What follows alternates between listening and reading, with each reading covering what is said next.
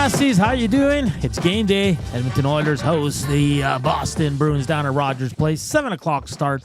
We'll preview everything you need to know for that game here with Joaquin Gage, Zach Kubusch in the house as well.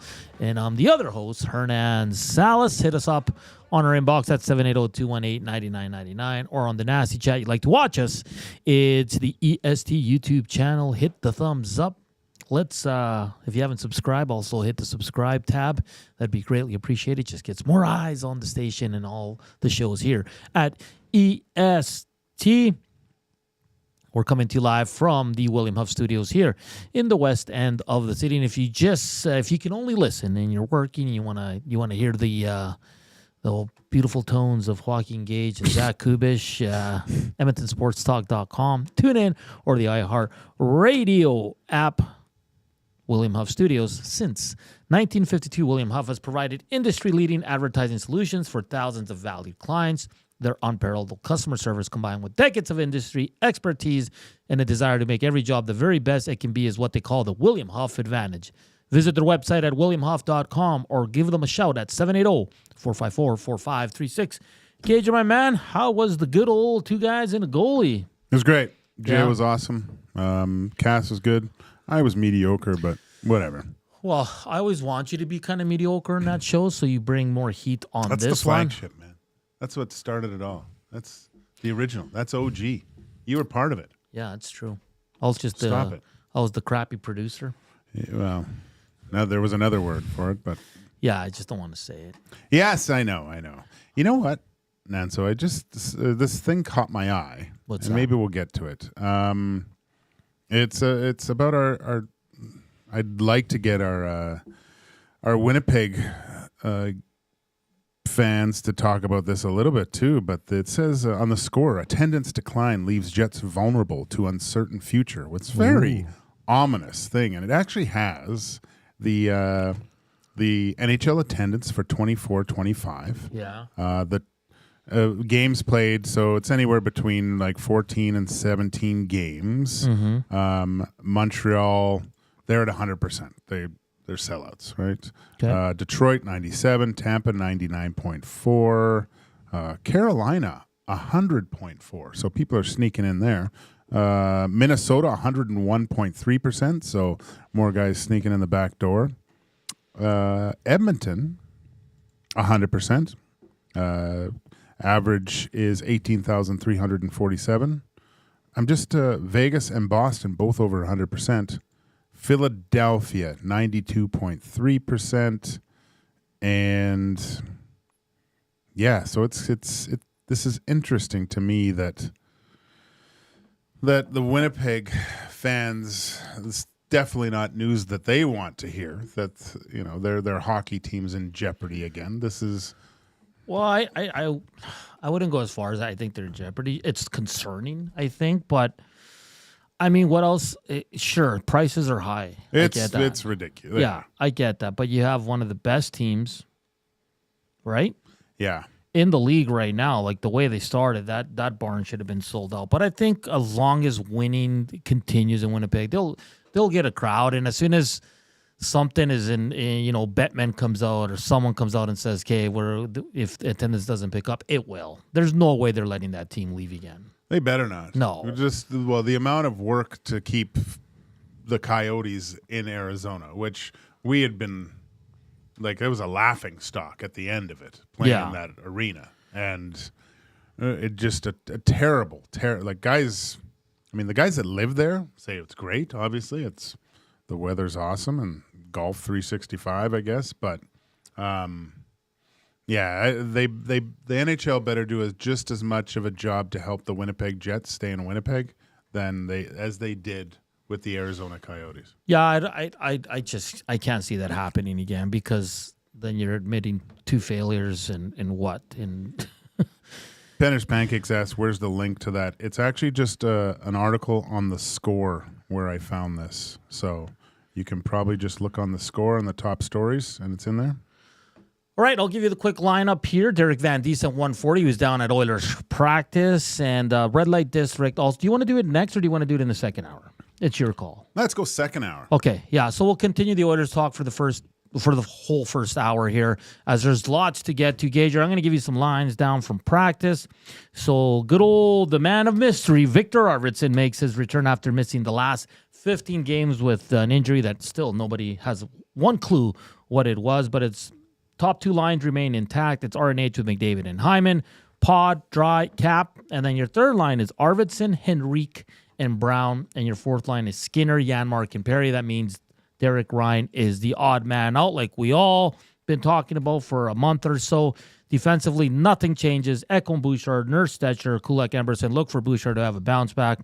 He must have a bounce back because he was struggled mightily in the last game. But Gager, if I were to tell you back in September or July when the Oilers signed Arvidsson and Skinner, and I said, Gager, I bet you by December 19th, both Skinner and Arvidsson would be in the bottom six, what would you say to me? I wouldn't believe you. Both, maybe one. You know? Yeah. I could say okay. I can see slumps. No one. I guess you probably could have predicted that Viktor Arvidsson would have got injured at some point this season. So maybe I would have thought, okay, maybe back from injury. Jeff Skinner was he's the enigma. Speaking of enigma, well, I really thought that you were going to see a hockey player that would do anything, like absolutely junkyard dogging it to have success with this team. Great career. It struggled. There were struggles in Buffalo, obviously, but now finally with a chance to play an NHL playoff game on this team. Yeah, I just thought we would have seen a different type of player. And look, you can look around the league at players, not all at the same caliber or skill level as Jeff Skinner, that are still having issues with their new clubs, like not fitting in. I still think there's something there, though. Like, for sure.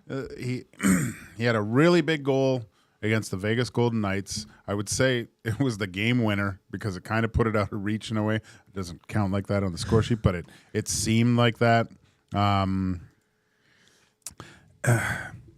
But I'm just waiting for a little bit more fighting the dog, I guess, from Jeff Skinner. I wanna see him, not bite someone's ear off, but that type of mentality. If things aren't going for you, there's always this old adage. I'll let you in on a little secret here, buddy. When guys aren't going well or something, I'll compare a player that he's an old Oiler and a crowd favorite, and it was Sam Gagner. Yeah. And this, I'm talking about Gagner when he was more along the lines of a top six player. When things went sour and he wasn't producing, what did you see from Gagner? All of a sudden, he was finishing checks. There could have been even a fight in there. There was just some uncharacteristic play from a guy that you would think would be more of a skilled guy playing with the puck and making good plays to try to get. And after something like that happened, he got right. Like it seemed like he scored right away. And I don't know what it's going to take for Jeff Skinner, but it might take something like that. Take a run at a guy. Yeah. I don't know how many fights he has in his career, and it's probably not in his repertoire, but something like that to just flip the switch. Because whatever it is, it's not working. So get comfortable with the uncomfortable, I would say, with Jeff Skinner, to try to light that fire and get back to the player that we saw on a lot of highlights over the last few years, being basically an offensive dynamo. I just don't think if you're looking at Jeff Skinner and you want him to be a two-way player, like that's not who they brought in. At this stage in his career, he's here to score goals, play offensive hockey, of course, be responsible. I get it, Gager, but he's not going to be Janmark in the defensive zone. He's not. So he can be. Yeah, but at this, once you, this guy's he's over a decade into his career. He's not going to, I don't think he's going to transition. And could there be a little bit of, he came here and everybody was excited. We all were. He's going to play with Drysdale or McDavid. That hasn't worked out. Now he finds himself on the fourth line. And that means to me, Gager, that he's very close to being a healthy scratch. It does. I don't care what anyone says. It does, because I can see Perry sitting out a game for Derek Ryan, but outside of that, I don't see anyone else sitting out unless it's Jeff Skinner. So this is a very dangerous territory for him. And could it be that he's just not so much down on his game, but down on himself, saying like, man, why can't I get this going? Why can't this work out? Or maybe he's looking at the coaching staff and saying, man, why won't these guys just give me a good run in the top six? Is there a possibility all those things are going through his mind right now? Well, he's not used to it, right? There was a time in Buffalo where, and I think it was right after he signed this big contract, that things really dried up for him. Like I don't know how many games without a point, but it was lengthy. Right? Yeah. Like, so, but look, this is a guy that's played on teams that were out of the playoffs at this time of year for forever, essentially. It's a good point. He's never been on a situation like this. Yeah. This is completely new territory for him. So not only is he trying to figure out how to be a contributing member of the Edmonton Oilers with a skill set that, isn't really conducive to this lineup, to where he's going to play, this is a whole different ball of wax with where this team is going and what they want to accomplish and how close they are to doing that. So it's tough. It's really difficult, I would say. But again, I really could care less if he doesn't score another goal. I'd rather see him be a responsible hockey player, get chances, whatever.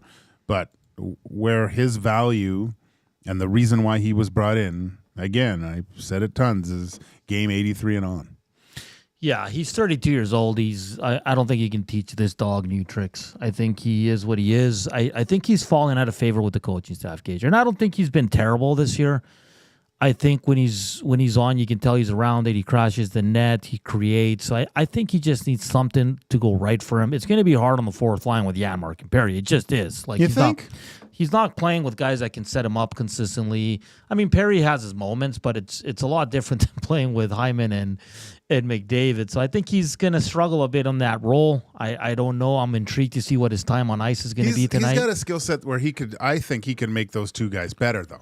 And if he's playing on that line, you're not playing against the top pairing. So no, you're not. He should have success here. I know everyone's saying, well, he's not playing with the top players. You need to play with them to have success. But he should be good enough to make Janmark and Perry better. And Perry's been really good. Yeah. And so is Janmark. So I just don't know if he's a driver, that kind of player, to kind of be like, come on, boys, I'm gonna take this line over and all that. So it's going to be interesting to see. I never saw this happening when both these guys were signed. I was like, it was an upgrade. It was a natural fit with Draisaitl, both guys. That didn't last long. And that didn't get a long look either, Gage. I think that's the frustrating part for some Oiler fans, is that Arvidsson has a long look with Dry, but Skinner doesn't. He's played a few games there, but then they always went nuclear early on because they were struggling and all that. So we'll see. We'll see how these two guys fare in the bottom six. But what do you think out there? When they signed Viktor Arvidsson and Jeff Skinner, did you think on December 19th they would be in your bottom six? And I understand Arvidsson's coming off injury, Gager, and I think it's only a matter of time before he replaces Kapanen in that second line. Might even happen tonight, depending on how the game goes. Well, when you look at these lineups, I can almost guarantee that these lines will change at certain times tonight. For sure. I was going to say Jeff Skinner gets a start, but Stuart Skinner gets a start. I know a lot of people are going to be angry about that, but he's looking for a bounce-back game after a rough outing on Monday night where both goalies let in some stinkers for sure. But Stuart Skinner, he's played well as of late, and I expect him to bounce back for sure. And like I said, the defense pairings stay the same. You're probably going to see a lot of Nurse and Kulak, Gager, because that's what they've been doing. But for now, they have Stetcher with Nurse and Emerson with Kulak. And they get their shifts here and there, but it's usually Nurse and Kulak, especially if the game is tight for sure. Last year, the Oilers 1-1. They won in overtime on March 5th, 2-1. And then they lost in overtime on February 21st in that 6-5 game. Do you remember that game? Yeah, last year. Yeah, it was wild. I was. It was really funny because that was the Black History Night month, and Sean Brown and I were there, and we were sitting beside each other, and I think Connor Brown got a breakaway, and of course he didn't score or whatever, and I started yelling, "It's the name! It's the name. Because we were both wearing and he's got brown on the back of his jersey, so it was kind of funny. Oilers 38 points. Boston third in the Atlantic with 37 points. Their power play is atrocious. Gager, they're 12.9. Their PK's in the 70s with the Oilers, 77.5. The Oilers' power play is getting better. They're at 22.8, while their PK up and down, 73.3, still very low. And I think it's going to take a lot for them to get close to 80 here, especially with the start they had. We'll continue to tee up Oilers and Bruins. What are your thoughts on Jeff Skinner and Arvidsson being in the bottom six?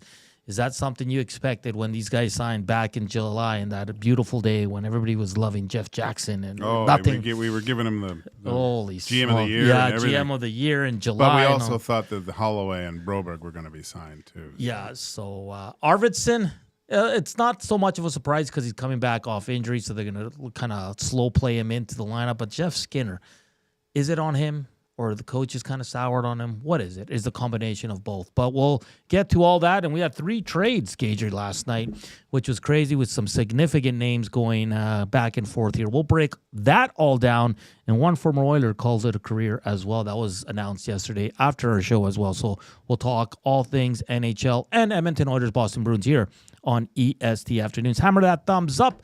Let's get to over 100. And like you mentioned on 2 guys, we had a big guest. He couldn't make it work. He let us know about 2 hours before the show, which is great, and he felt really bad, but he said he would join us eventually, so we're going to look towards the new year. Try to guess who it was, guys. Let us know, 780-218-9999, or hit us up on the nasty chat, because you don't want to spill the beans just yet. No, it's going to be a surprise. Okay. Send names. Who did you think we had booked? There's very little surprises in life anymore. Yeah. Let's and we said we'd share it if we hit 130 thumbs up, and we didn't. No. So we were let down. But we'll continue. We might do it again. We'll continue the NHL talk here on EST Afternoons. It's Hernan Salas. It's Joaquin Gage. But first up, a sports update with Zach.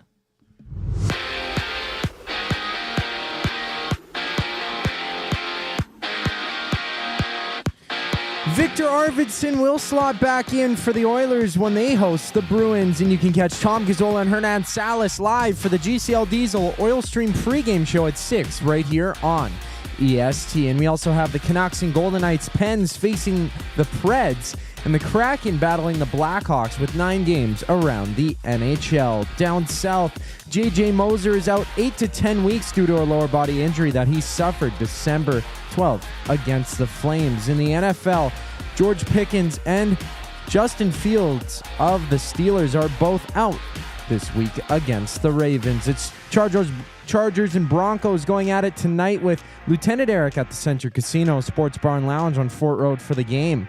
Basketball sees 13 games, including the Raptors against the Nets. This sports update is brought to you by the Capital Care Foundation. Give the gift of Christmas spirit this year with the Capital Care Foundation. For just $25, you can bring Christmas alive for a senior living in a Capital Care Center. Donate now at capitalcarefoundation.net. EST Afternoons returns on the other side of the break. I'm Zachary Kubusch for your sports update. The countdown is on to the legendary Boxing Week sale at FXR Factory Outlet Superstore. Don't miss the best deals of the season on fan favorite gear. Huge savings on FXR lifestyle apparel and outerwear, along with FXR Adrenaline Unlimited merch. Miss this event, and you miss out huge on the best deals for the entire family. More great incentives in store, so mark your calendars, gather the crew, and head to FXR December 26th through 31st. 324 Mayfield Common in Edmonton. You want the heavy hitters on your team, both on and off the ice. If you've been injured in a car accident, call the heavy hitters of injury law. James H. Brown and Associates, Alberta Injury Lawyers. With over 200 years of combined injury law experience, their precedent-setting lawyers are ready to help. Locally owned and proud Edmonton Oilers fans, James H. Brown and Associates wants to support you with their unrivaled experience, unrivaled results, and unrivaled commitment. When accidents confidence happen. Head to jameshbrown.com. Since 1952,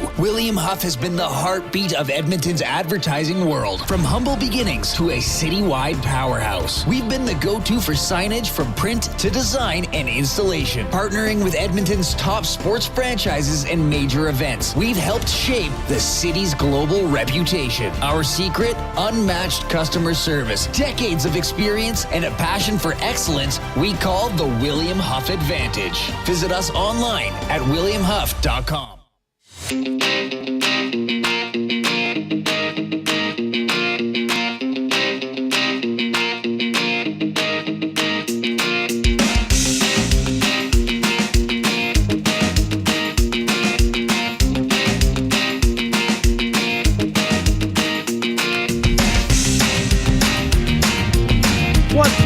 Welcome back to EST Afternoons here on Edmonton Sports Talk, your clear choice for Edmonton sports. Keep hammering the thumbs up. Text us 780-218-9999 or hit us up on the nasty chat. Box Pounder says, I'm guessing it's Cody Fajardo. Rip City Step. Was it Uncle Rico? Oh, that would be awesome. That would be amazing. I actually got two Cody Fajardos. I got that one from, it's the same person. He just hit up both. Chris Joseph from Ross. No. And then I tell you who it's not going to be, Jasmine. Jasmine's into the Naz. I see Joaquin. I don't know how long she's been around here, or she can't even spell my name right. So came into work later, so I couldn't bless him with his prints. Well, why would I come into? I mean, I can spell Jasmine, obviously, and you can't spell Joaquin. So why would I come? Why would I come in and say hi to someone that disrespects me that poorly? By spelling my name wrong. Forget about it. Forget about it. Penner's Pancake says, was this an in-person guest? No, we wish. Be awesome. You know what, though? There's a possibility that it could be at one point. At one point, yes. He's tight with Gager. There's a great story, too. Yeah. Yes, once we have him on, that's going to be a great story to share. But last night, Gager, New York Rangers acquired defenseman Will Borgen and a couple of picks in exchange for Kappo Kakko, the young guy that was disgruntled because he was a healthy scratch, and he came out and said, hey, man, I'm not the – it's easy to pull the young guy, right? And he also said, I'm not on the ice for a lot of goals against, so I don't know why I was being left out. The New York Rangers did say, though, that's not why they traded him. This must have been in the works. But I think this is a win for Seattle. I mean, Will Borgen is going to be NHL defenseman, but he's not gonna take him to new heights. He's just a steady guy, young guy.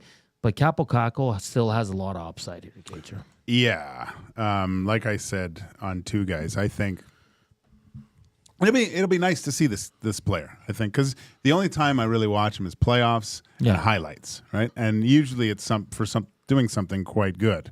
This is going to be a big. I think it's a big get for Seattle. Look, they've had issues with scoring, I think, and now they get a bona fide skilled player, big guy capable of doing some pretty impressive things. Only 23 years old. That's right? what I mean. That's huge, dude. Second overall pick. He's an RFA next year, so they still have him. And look, he'll most likely probably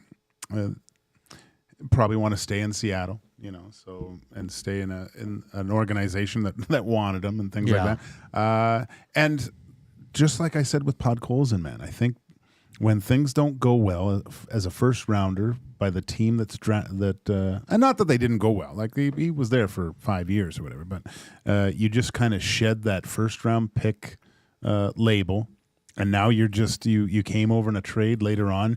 You don't have to worry about that anymore. The expectations, they're still quite high, but you just don't have that kind of that noose of the first round pick of a few years ago. Not really. As a first round pick, you're always the one that's going to turn the organization around, right? So he doesn't have that anymore. He can just become a player on a pretty good Seattle team, and I'm looking forward to being able to watch him in the Pacific Division. This is great. Yeah, he's going to play a lot more than he did in New York, it's just a little bit different because New York's above Seattle where they are in terms of where they want to be as a team. Not as of late because New York continues to struggle. But check this out with the Kappo Kakko trade. 8 of the top 19 picks in the 2019 draft are no longer with the teams that drafted them.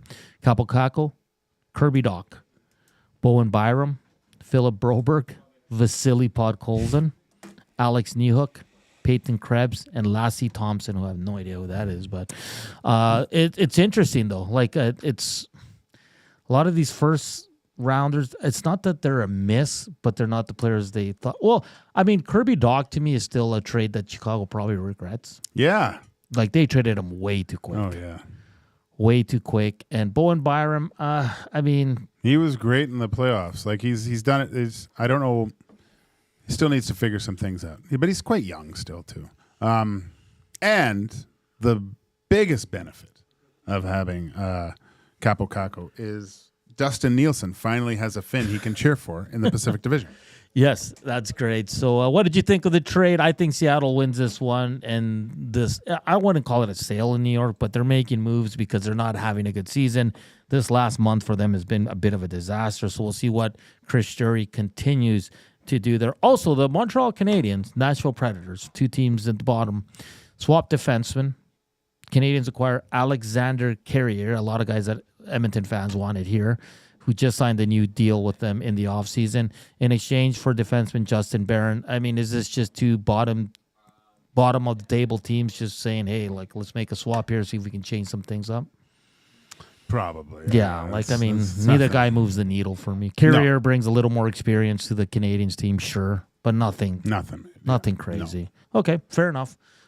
That's the analysis on that trade. It's just two bad teams swapping defensemen that really are not going to move the needle that much. And then a smaller one, St. Louis trades defenseman Pierre-Olivier Joseph to Pittsburgh in exchange for future considerations. And we were talking about it yesterday. So the roster freeze is today, Gager. Okay. At 11:59, it goes into effect, and it ends on 12:01 a.m. on December 28th. So if the Oilers want to make a move, they gotta move their butts. And there's also rumors on the X swirling around that Vancouver was close on landing a top 4 defenseman. If they do by today, by the deadline, Oiler fans are going to lose their you-know-what. Oh, gosh, yeah.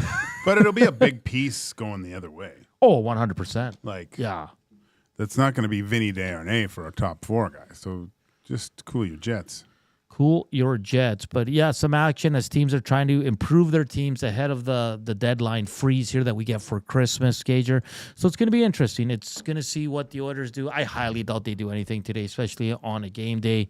And we'll see if Vancouver can get in before the deadline and get their top 4 defensemen that they're looking for, because they're not happy with their D-core either. But I think Edmonton and Vancouver are in the same boat. They're both having pretty good seasons, Gager. Yeah. There's a lot more noise surrounding Vancouver with the coach and everything else there, but I think both teams really want to improve their defense, and I'm intrigued to see who gets the better defenseman here, who has better assets to go the other way.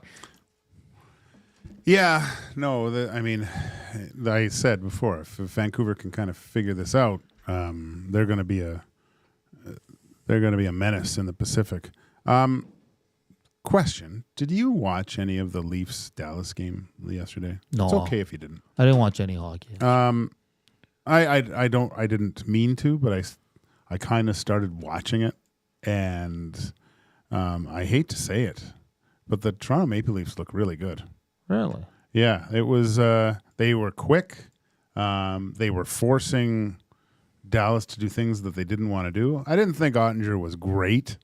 This is funny. So for all you Skinner haters out there, this is this. And what they alluded to on the broadcast too was, I believe they've had some issues in goal just with injuries and stuff. And Ottinger's played 15 of the last 17, or I don't quote me on that, but he's played a lot. Yeah, and he looked like a tired goaltender. So yeah, because I think they were getting outshot big time, and they were up in that game, from what I saw. No, they were up for a second, but then in the second period, the Leafs just went nuts, and partly because of that third line of the Leafs, they were just they feasted on the Dallas Stars. It was quite impressive to watch, actually. So, and I know you were talking about, are they going to fall off and Wall in net? I don't think so, man. They're How dare you come on this show and talk about the Toronto Maple Leafs in a positive light? Well, I thought it was important to talk. We probably have someone that likes the Leafs out there. Do any of the people watching us or listening to us like the Leafs? Just please let us know. Easy says, coaches to blame for Skinner's, in my opinion, not put in a position to succeed. I'm leaning more towards that as well. Splitty Rooney says, Liam Lawson joining you guys? Oh, my God. I would have told you if that was happening. Yeah. 10- says, Dougie, wait. I'll say no right away because we do want to have him. Yeah. We do want to have him. But these guys are all busy. They're living their retirement life. And Well, Dougie's with San Jose. And is he? Yeah. With Mike Greer? He's, I don't think he lives there, but he's part of player development, Oh, okay. I think, in some respect. Cool. Yeah. Yeah, I've heard nothing but good things. My cousin used to work security backstage, like for the players' entrance back at the old Rexall, and he said Dougie Waite treated everybody the same. Yeah, he's the best guy. He's like, he can be talking to slots, and then my cousin be like, he talked to me, and he talked to us the same way. No disrespect. He would come up to you, and he's kind of like that kind of, hey, guys, how's it going? Like, what are you doing? What's up? This one, Box Pounder says, it's Mr. Gage now, Jasmine. Would you like to be called Mr. Gage? Does that make you feel old? No, I am old. So no big deal. Oh, I did want to get to this, Gager. Horner, Lawson over Tsunoda, a tight call and replacing Perez. That was his comments. Yeah, I read a little bit of it, and I think it came, even though Yuki, that was probably his best year in F1. Yeah. Liam was close, and I think he outperformed him in certain areas. That went into the decision of putting him in that seat.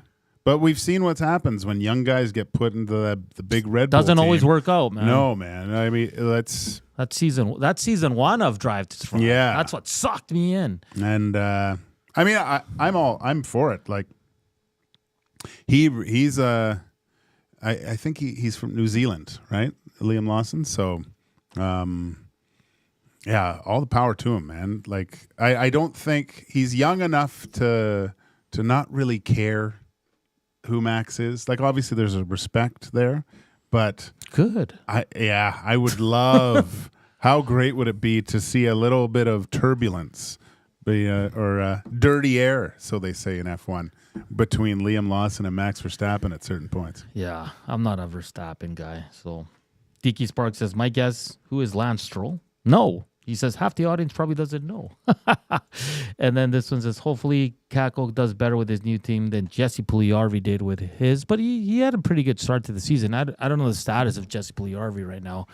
Once you move on from the Oilers, Gager, I don't really, I'll pay attention, but I don't know what's up with Jesse, if he's in the lineup, if he's hurt. I have no idea. And I apologize for that. I should be better.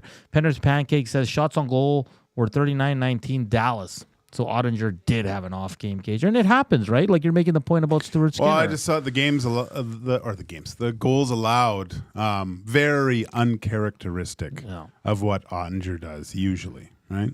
And then just more bad news for the poor Buffalo Sabres. Jordan Greenway out indefinitely. McLeod is a game time decision for tomorrow. Wait, do they play tonight? No, they don't play till Friday. So just more bad news for the team. You got to truly, truly, truly feel bad. And you're just going back and forth to Jasmine. You're arguing.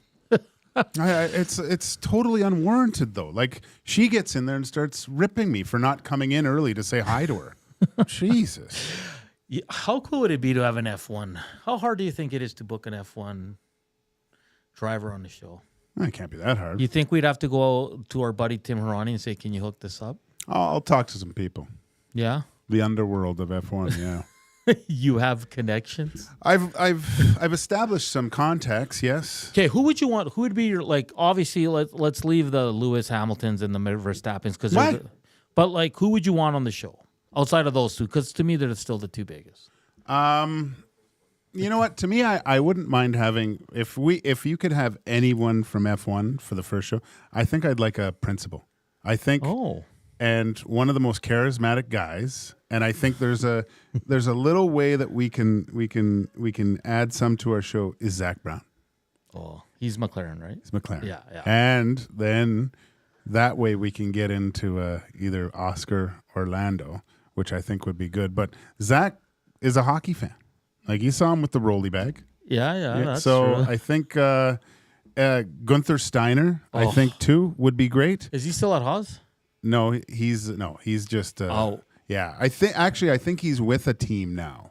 He would be amazing. He would be unbelievable, and a former goalie that played in the German Second League. So I have a connection there. So we gotta. My choice is Lando because I think his personality is great. Yeah, I think he's hanging around Max too much. He's too poopy.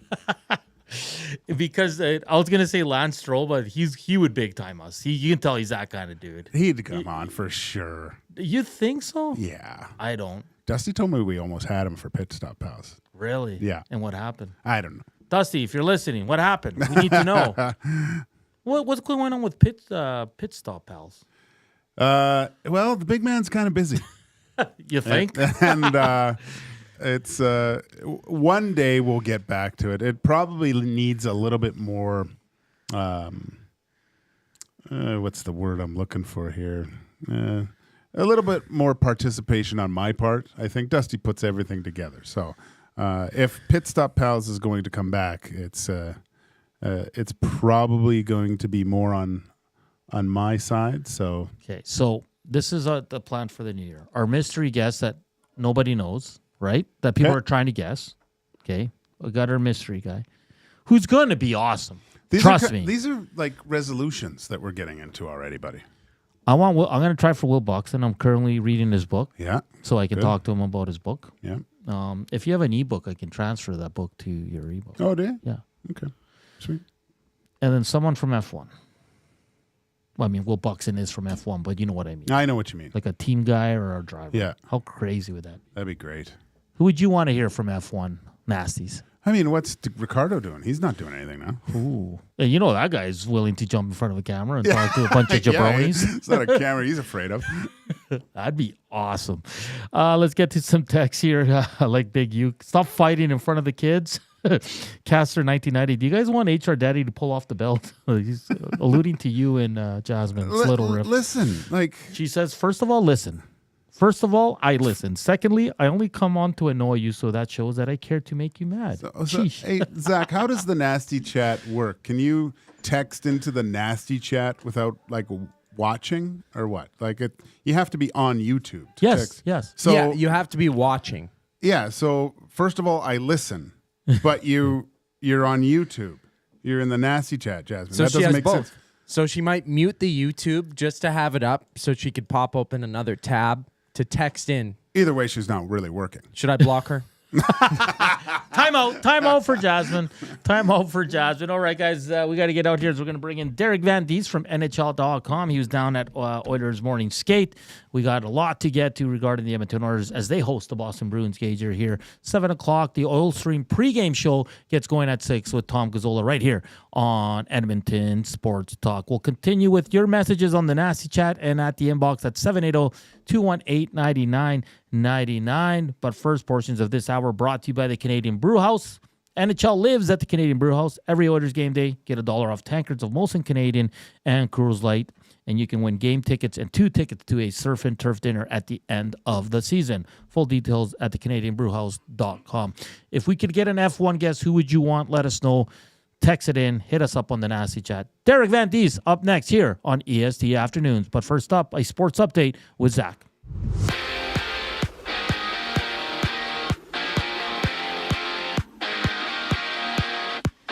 Edmonton hosts Boston with Viktor Arvidsson returning to the lineup, and you can join Tom Gazzola and Hernan Salas for the GCL Diesel Oil Stream pregame show as they set you up for the game. That one goes live at 6 only on EST, and there's 9 other games around the league seeing the Sens take on the Flames. And down south, Ian Rappaport has reported that Justin Fields and George Pickens are out this week for the Steelers when they take on the Ravens. And tonight, it's the Chargers playing the Broncos, where you can swing by the Century Casino Sports Bar and Lounge on Fort Road to join Lieutenant Eric for the action. That one goes at 6:15, and the Raps also get back at it against the Nets today on a 13-game NBA slate.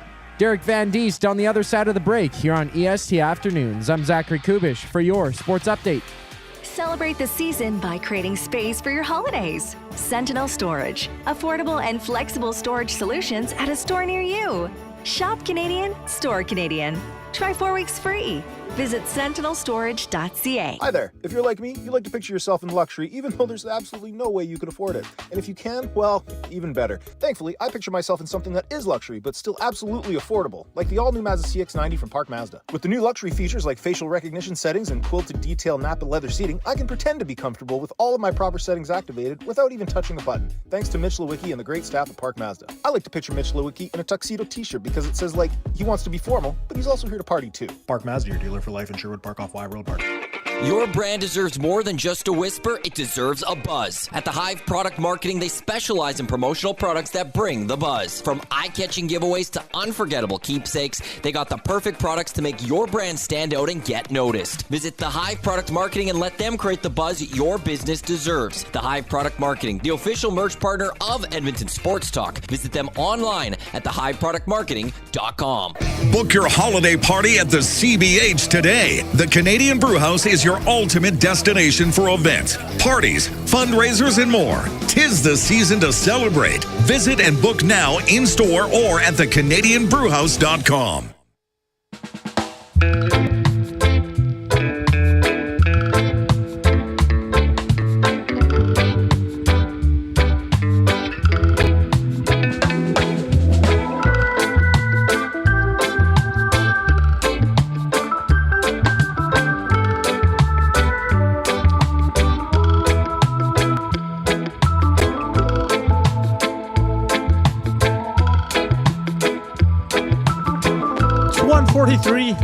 Welcome back to EST Afternoon. It's not a good idea to eat sours during the break when you have to come back on that before you go on. Yeah, not a good call. Hit the thumbs up. Hit us up on the Nasty Chat. Text us 780-218-9999. It's Joaquin Gage. It's Hernan Salas. Zach Kubusch here on Oilers Game Day.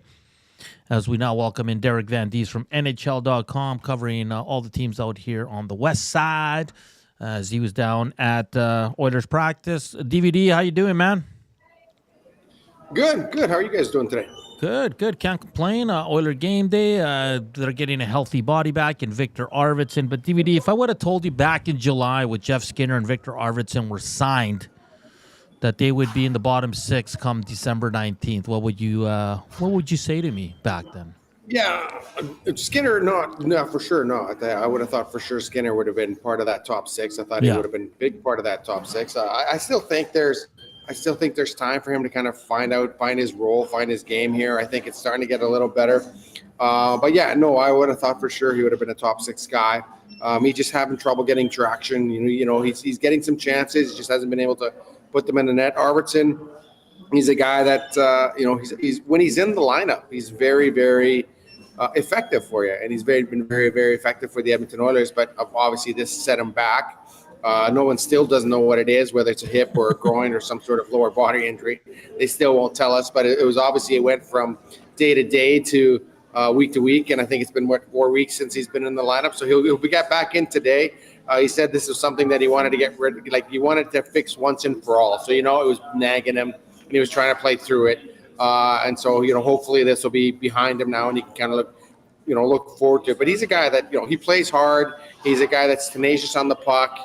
He's a guy that's he's been really good since he's gone here. He doesn't have big numbers, but I think he's been really good on the forecheck. He does a lot of good things away from the puck. So I think they'll be happy to get him back in the lineup, and it'll be interesting to see how they kind of utilize him today. Whether they play him a lot, like they got him on the third line. So whether he moves up or down, we'll see about that. But yeah, he's a guy that I think the Oilers need in the lineup, and I think they're happy to have him, and we'll see if he can kind of stay healthy throughout the rest of the season.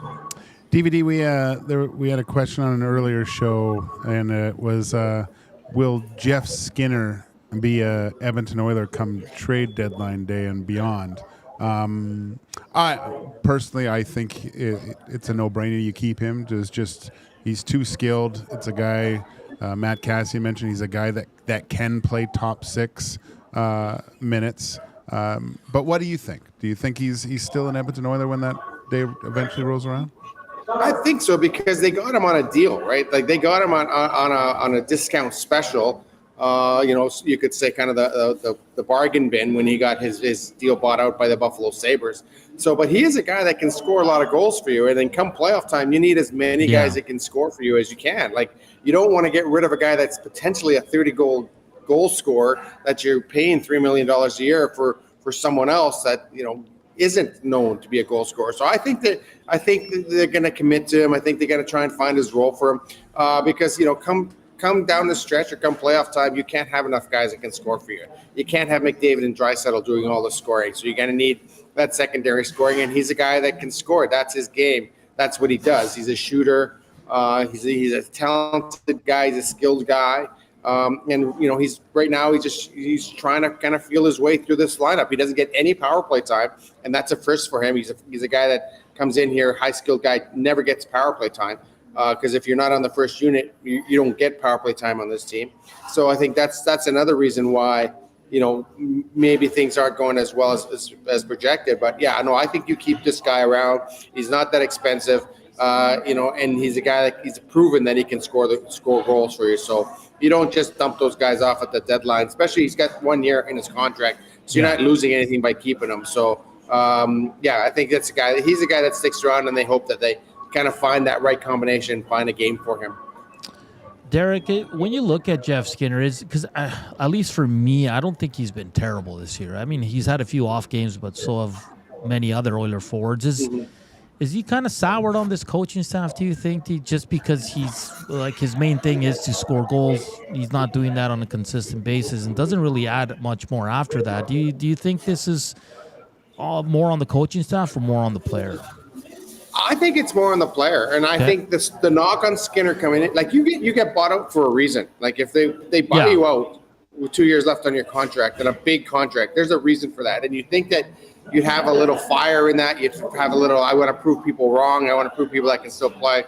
The knock on Skinner is that he just doesn't work hard. He's just not that hard of a worker. He kind of will go in and out the places and look for that was the knock on him. Whether it's been true or not, there have been games where the coaches have thought we need more out of him. We need more out of him work ethic wise.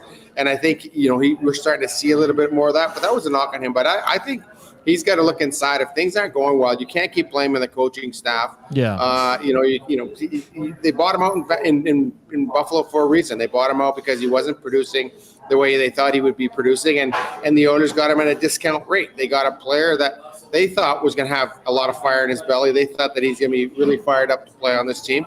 And so, I think that's the situation that you have with Jeff Skinner. It's all about him now. It's not about the coaching staff. He's got to prove people wrong. And he's done it in stretches. You can see the glimpse of the talent that he has, but he just has to do it on a consistent basis. I'm sorry, DVD, for bombarding you with Jeff Skinner questions here, but and I'm sure you weren't, you didn't think this was going to happen. But I'd like to hear your opinion on why do you think that he can't get his game to a level that the coaching staff can get behind and want to utilize? Is this just a guy that has played in the NHL and put up really good numbers, but in a sense, he's never played meaningful hockey? And is this just something that he's going to learn? Because I myself think, you want this guy to be a player when it matters most, but we all know from after the regular season, there's a shift in how hockey's played at the NHL level. And if they're not seeing it now, how is a guy that's never played at that level going to compete and have success? You're absolutely right. Gager, there's playoff intensity. It's playoff intensity for a reason. And a lot of those guys in that other room know what it's like to be in long, hard playoff series. Jeff Skinner doesn't. He's never played in a playoff game, which is amazing to you when he's in his 14th season, never played in a playoff game. To him, playoff intensity has been, hopefully that there's still something to play for in January in Buffalo. And then he's kind of played out the string here in that market for a long, long time. So maybe it's just that he just has to kind of learn what playoff intensity is, because you can't really know it until you've done it. And I think maybe that's what the Oilers are looking at. The whole team knows what it's like to be in the playoffs. They know what it's like to be in those wars. They know what it's like to be in that series. Jeff Skinner doesn't have a clue. He watches it on TV. He doesn't have a clue until you're in that. then you won't know. So that's nail on the head there. Maybe that's the problem, is that he hasn't been in those wars, he hasn't been in those battles, and he doesn't know what it takes, and the rest of the team does. And so when the team kind of elevates their level, when you have an important game, maybe Jeff Skinner doesn't get there. He doesn't, know how to get there. But that's something that he's going to have to figure out, because if the Oilers want to go on a long playoff run, I think he's going to be a guy that can chip in, he can help out. But he's got to get to that intensity level. And I think that's early on. There's like, hey, we play with a different intensity here at Edmonton. We're playing to win it all here. It's not like Buffalo where we're just playing hoping to get in the playoffs. Looks like it's not going to happen there again. So I think he's got to take his game to another level. This isn't Buffalo. This is Edmonton, where they went to the Stanley Cup final last year. Derek Van Diest from NHL.com joining us here on EST Afternoons. Joaquin Gage, Hernan Salas. DVD, Evan Bouchard had a rough game on Monday. He stood there post-game with you guys and took all your questions.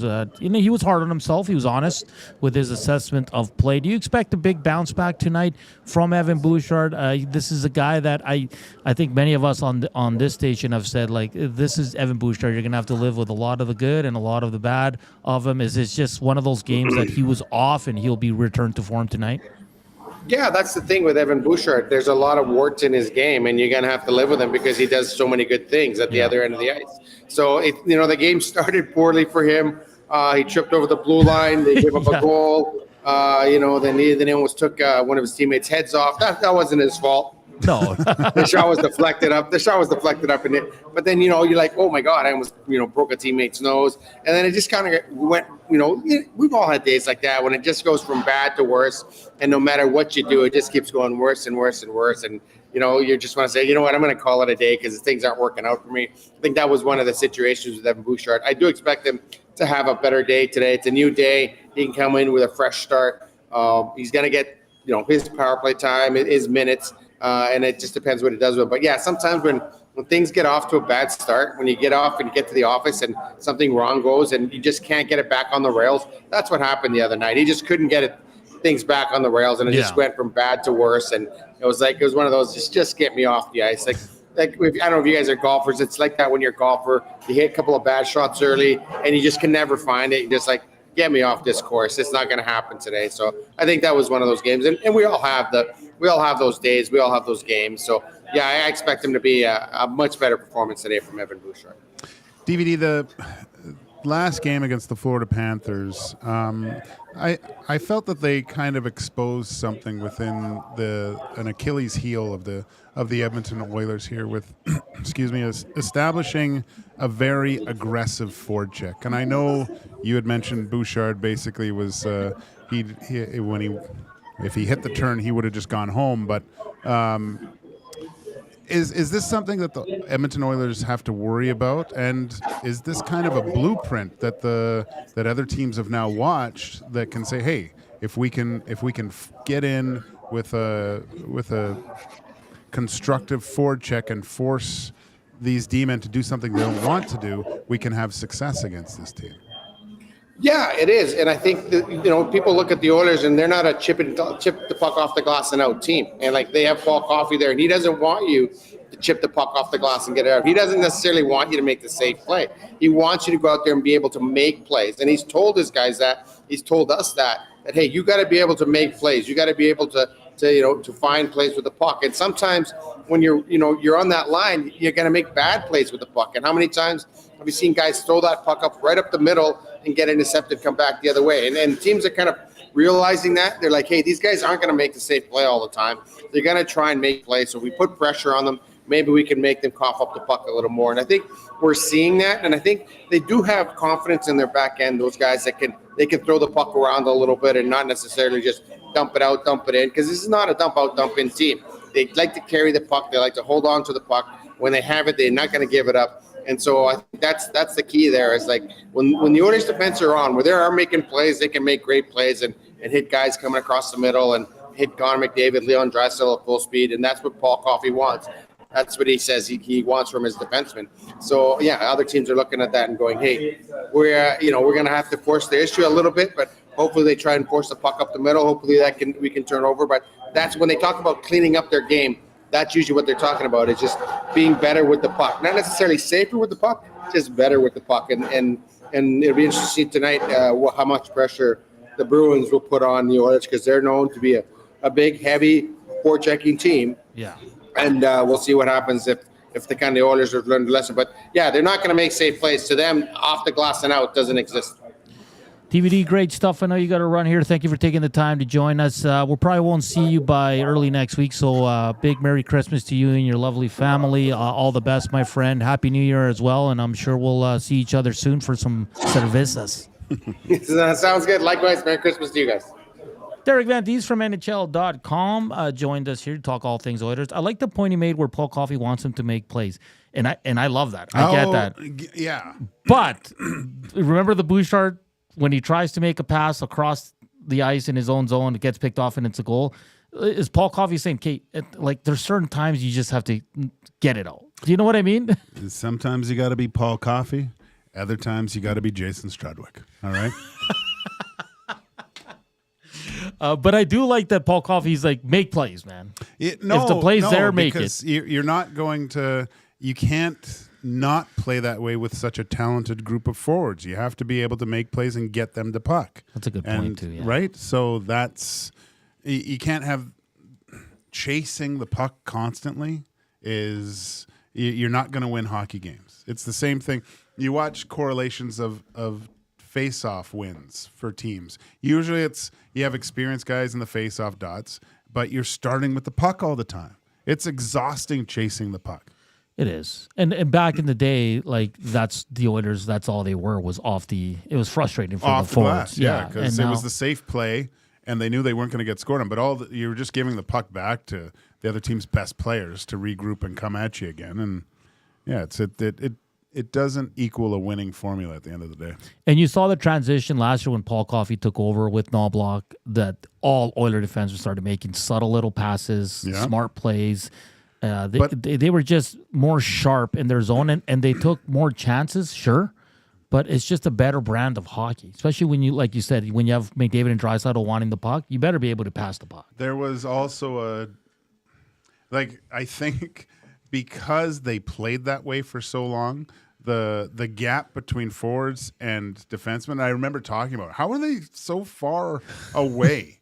And it was probably because they're just waiting for the lob pass off the glass, right? They're used to going and they're cheating and trying to go chase. They couldn't make because you had to make an 80-foot pass to make it. So now you have that kind of synchronicity between forward group and defensemen where they're actually supporting them for that 5 to 10-foot pass to come out of the zone. We got to wrap up hour one here. Big thanks to Derek Van Diest once again for joining us from NHL.com. Let's get the thumbs up. We're only at 39 right now. Dougie Waite's number. We want to get to 100 today, so we did yesterday. Let's do it today. If we get to 130, we'll reveal who our mystery guest was today. If not, we'll just have to wait till the new year, right, Gager?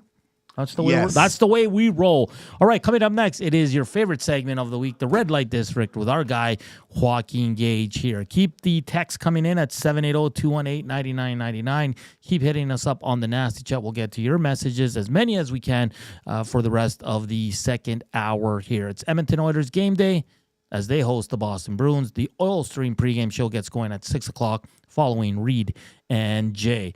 Coming up next, the Red Light District here on Edmonton Sports Talk, EST Afternoons, Joaquin Gage, Hernan Salas, Zach Kubusch. We're back after the break. Get to know the winners, props, plays, parlays, and more with Nielsen and Hustler. Weekday mornings at 11 on The Lock Shop, only on EdmontonSportsTalk.com. Celebrating 70 years in the signage industry, William Huff Advertising is the most recognized name in the game. An in-house, one-stop shop for all of your design, print, and installation needs. William Huff provides quality graphic solutions for everyone. Here in our City of Champions and throughout the nation, they are the preferred signage partner entrusted by many of the biggest corporations, pro sports teams, and organizations to bring their identity to life.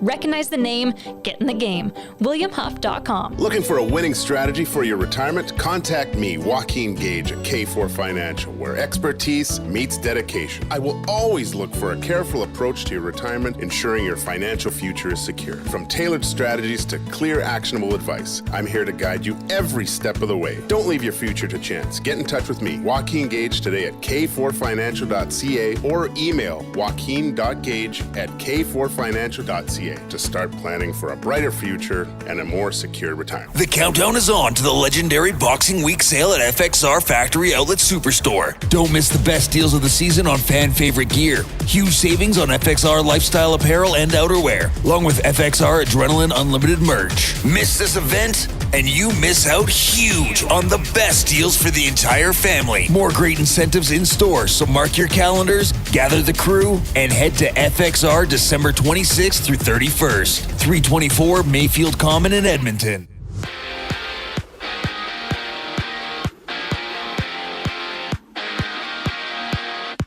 The Oilers play the Bruins during Viktor Arvidsson's return to the squad, and you can join Tom Gazzola and Hernan Salas for the GCL Diesel Oil Stream pregame show at 6 o'clock right here on EST. And we also have 12 other games, including the Blues up against the Lightning. And for Tampa, J.J. Moser is out 8 to 10 weeks with a lower body injury. In the NFL, the Steelers will miss George Pickens and Justin Fields in their upcoming game against the Ravens. Tonight, the Broncos kick off with the Chargers, where you can swing by the Central Casino Sports Bar and Lounge to join Lieutenant Eric for the action. And there's 13 games in the association, with the Raps meeting the Nets. EST Afternoons with Hernan Salas and Joaquin Gage continues right now.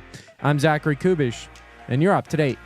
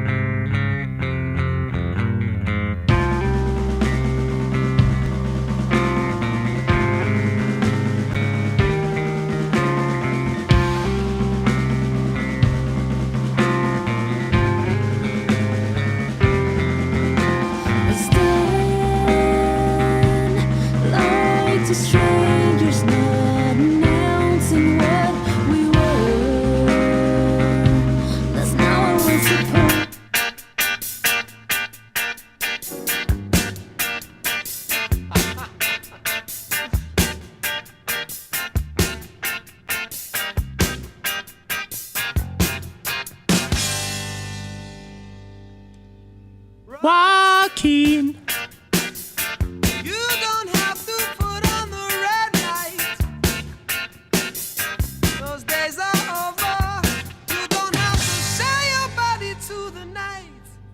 Joaquin. You don't have to wear that dress tonight.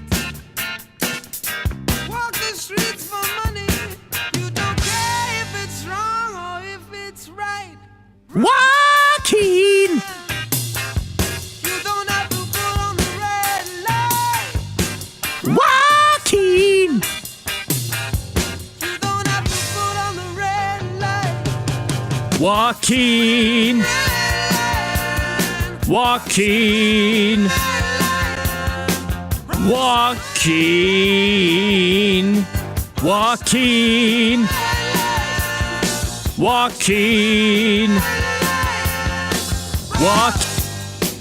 All right, hour 2, EST Afternoons, Thursday afternoon. Today's a lot better than yesterday, Gager. That was an awful day yesterday in terms of weather conditions and road conditions. It wasn't that bad. No, you know what? I like driving here and driving back home. It was a lot slower, but at no point was I like angry or overwhelmed by anything. It was just go slow. Spent 2 hours with me.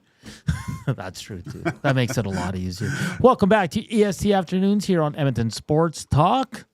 We're coming to you live from the William Huff Studios here in the west end of the city. Keep the text coming in, 780-218-9999. Hit us up on the Nasty Chat. Watch us on the EST YouTube channel. And if you'd like to listen to us, iHeart, TuneIn, or the EdmontonSports.com page there. And you can tune in to Hernan and Gager and talk a lot of quality analysis. Sure. And it's time now for your favorite part of the week. It's the Red Light District. with Joaquin Gage. Hernan, land the plane. And normally, I would say that this is the red light district, but this is the red and green light district. Oh. Since we are close to Christmas, the official colors of Christmas. And this will be the last one, I believe, before the big jolly man comes down everyone's chimney. So what I wanted to get to, and since Nanso, year of a certain vintage, and Zach, when he ever comes back, he's also has a different look on Christmas. Is Christmas traditions, and which are the best ones? So I have a list here. Okay. To go through, but I can say that as being a young father, I don't think there's anything better than the Christmas comes back to you when you have with family and kids, because you see the joy in their eyes. But now my kids are a little bit older. Before, they're jumping on your bed at 5:30 in the morning, wanting to go downstairs. Now I got to wake them up at like 1 to get things started. But we did certain things, like we would go ice skating at the ledge. We would go see the lights. We would do certain things and decorations, the elves on the shelves, the making of the reindeer food and tracks to make sure they fun the house. So.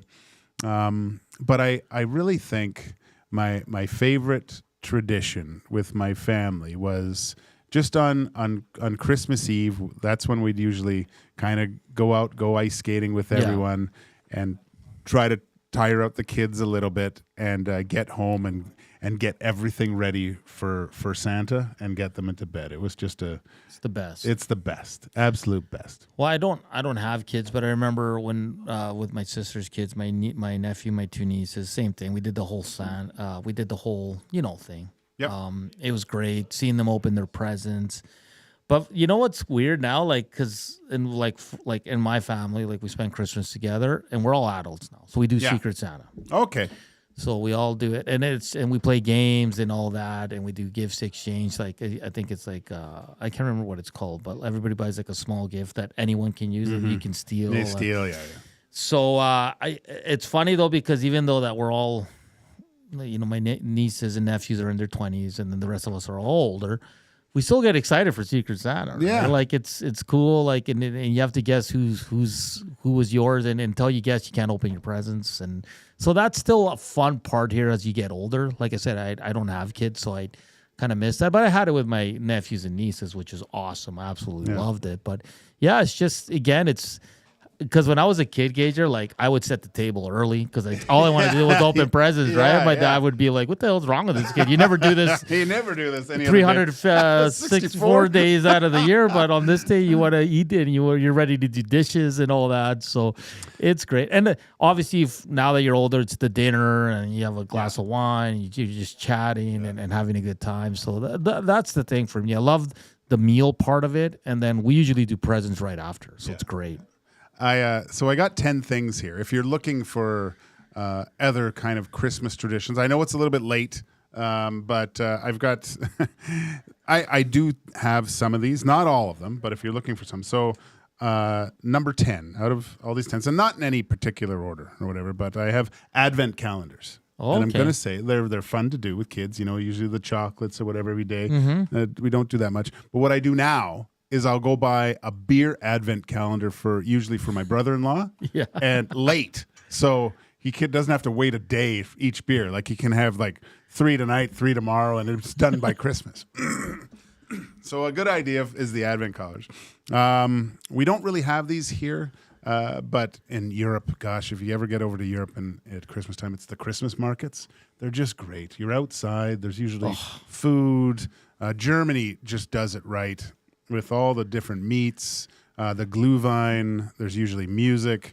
They're fantastic. I have ice skating on there too. Okay. Something to I don't know if they'll have it down by the ledge again, but that's always fun. Or even Ice District. Even Ice District will have it going. That'll be fun. Yeah. Just quickly before we continue with your list, did you see the last broadcast of the Oilers on Saturday? Well, So they're going to commercial and they're showing the ice rink at Ice District, and the guy whiffs it and hits his head pretty hard on one of the seats. Yeah. And it's like live on the broadcast. You didn't see that? No, I didn't. A guy wipes out like hardcore right where the camera is, Gager, and his head hits like because they're like cement seats. Yeah. He hits it, and you can tell he's hurt. Like he didn't get up, and then they go to commercial. We're like, was that the shot you should have really used? Yeah, because that's pre-taped. It doesn't go live to that. Yeah, I'm like, I hope that gentleman is okay. If you're listening, I hope you made it through that. But yeah, that was a weird choice to put on the broadcast. Anyways. I found another, like Midnight Mass. There's a lot of people that go to Midnight Mass. I never did that, actually. Probably couldn't make it to Midnight Mass. I was a midnight mess at that point. Letters to Santa. This is great because you can send with the kids, make your letters, send them. I have friends that actually work in the post office, and they get the letters sent back. And Santa usually responds. He always responds, man. Yeah. One thing I heard today was a cookie exchange. So Christmas baking, there's certain things. We had a thing about the shortbread, gingerbread, what's best during Christmas. Those are something you can do. Always good to have that Christmas baking lying around. The holiday cards, we talked about this on Two Guys. Todd Roloff, Casey Hankinson, Dan Cleary, former Edmonton Oiler, did those half-naked men on the beach Christmas shots that were hilarious. Casey Hankinson, the guy looks like Tom Brady. It was a joke how good looking this guy was. So he did quite well. Our Christmas walk, just going out, especially when it's snowing. Like yesterday, I like it when it's kind of quiet and you have those big flakes. If it ever gets like that, to go for a walk, then it's just so nice. Once it gets closer and you have people over, I like having a Christmas drinks bar. So you have the eggnog, you have the spice drinks, maybe some like we have a specific set of Christmas like mugs and plates with Santa on them that we only use around then. I bought my brother the Clark Griswold, the Moose eggnog cups that we go over and have those. And last but not least, something to get you in the festive mood, make your own ugly sweater. So just go to the dollar store, get a bunch of the little tinsel and things, and make yourself into a Christmas tree, and go to whatever, Winners, and go get a crappy old sweater and do it all up nice and don't just go buy them. Make them yourself. It makes for quite an interesting kind of evening with those bad sweaters. Dan Cleary's birthday yesterday. Was it? Yeah, I forgot to say it. Sorry, Dano. No, that's a great list. I'm a bit of a bah humbug because this year my sister was like, hey, we want to do like the whole family wears ugly Christmas. We already did that. And she's like, what are pajamas? And I'm like, I don't want to wear pajamas during dinner and like dinner.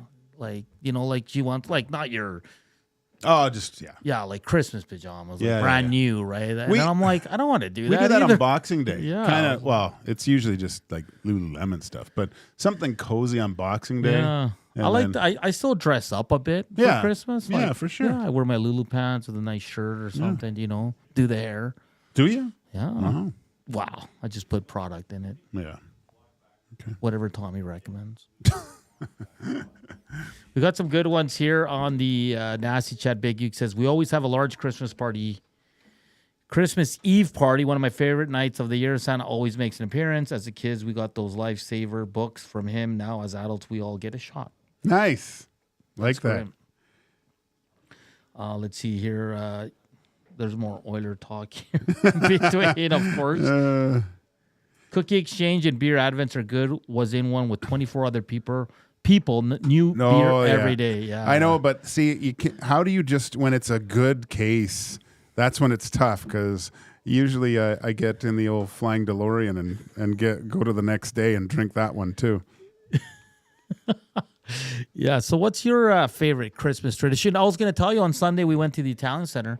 We're doing some grocery shopping, and we got out and we're walking to the Italian Center, and across the street there was a sleigh ride. Come on. Yeah, it was awesome. Yeah. I was like, and it was snowing. It looked beautiful. Oh, that's great. It was a little cold, though. Yeah, I think in Terwilliger they do hire a sleigh for a day, and they can just jump on there and they go around that's good. That's fun. And you guys, because in our culture, we do Christmas on Christmas Eve. Yeah. You guys are still Christmas Day. Yeah. Yeah. Yeah. Well, I mean, Christmas Eve's just like hanging out. My wife and I have been in so many different countries that, I mean, we we probably would have it on Christmas Eve. Yeah. Normally, but it's Christmas Day when we do it. So. And then who makes do you guys have turkey? Oh yeah. Who makes the turkey? Well, it depends on which. Where you're going. Usually, it's my in-laws. She likes to make it, right? So Okay. she'll make it.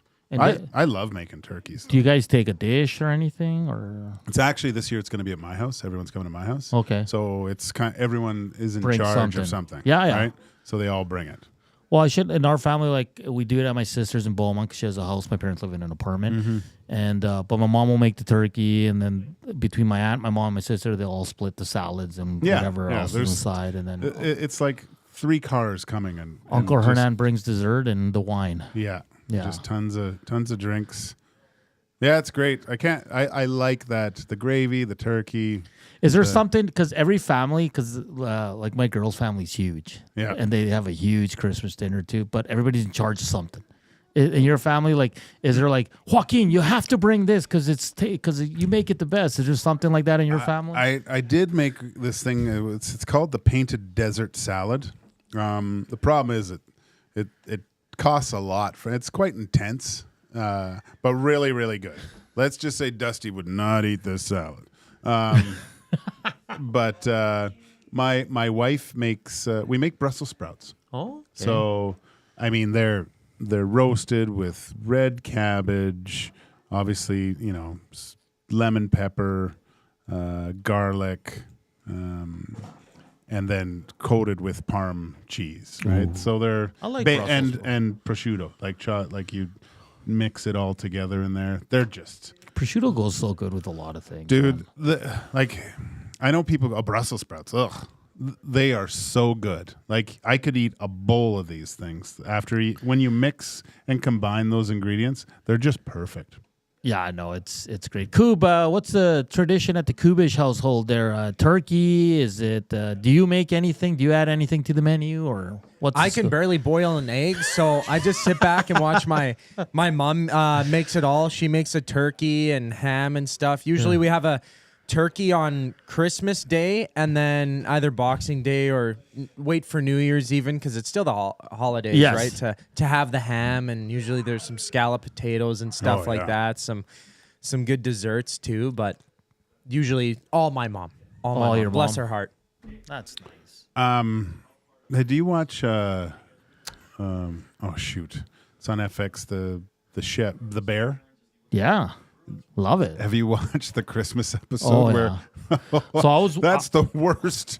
That could possibly be the worst Christmas. Like it's so anxiety. Jamie Lee Curtis is unbelievable in that episode. So I was at the Elks, and one of the guys was watching. It was ahead of me, and he goes, "Just wait till episode," and there was that one. Yeah. I can't remember 6 or 7. I'm like, okay.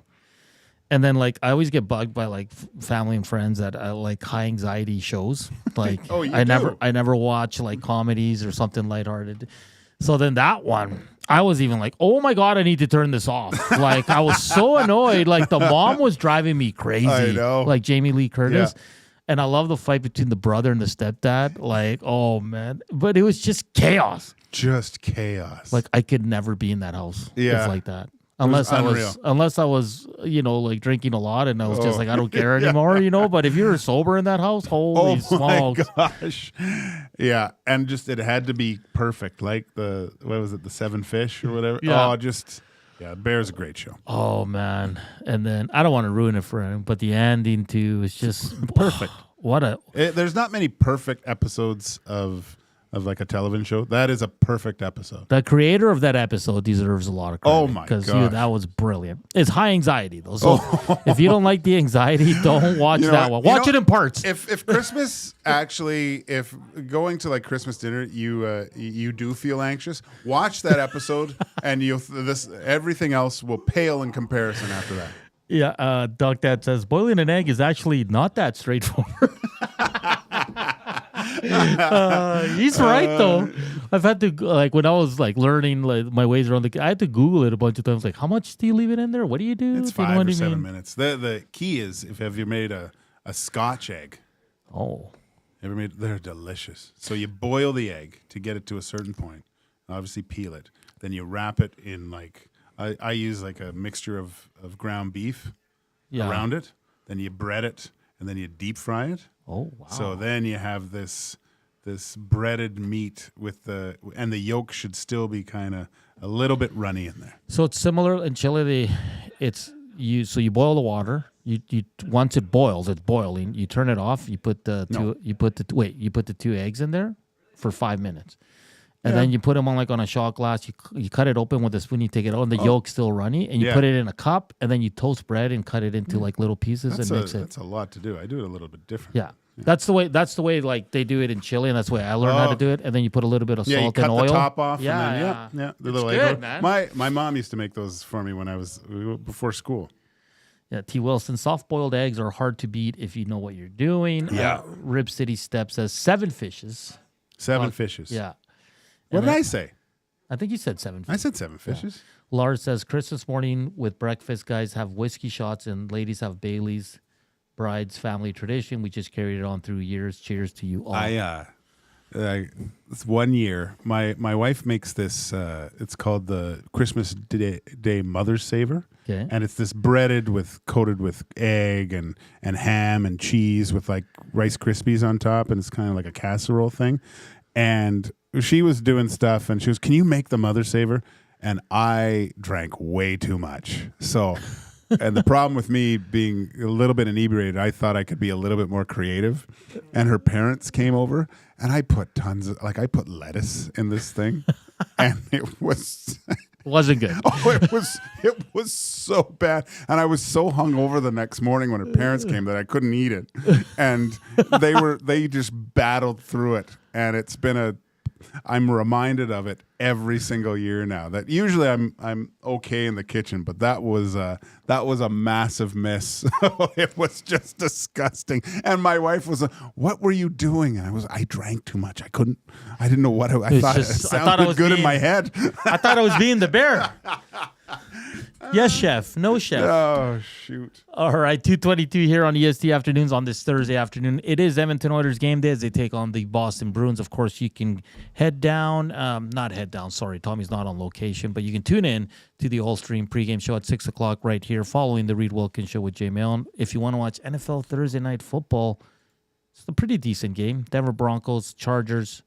Just after 6 o'clock, go hang out with Lieutenant Eric down at the Century Casino, Fort Road. All right, we'll continue the Christmas and Oilers conversation here coming up in the next segment. It's Joaquin Gage, it's Hernan Salas. Keep hammering that thumbs up, CST Afternoons.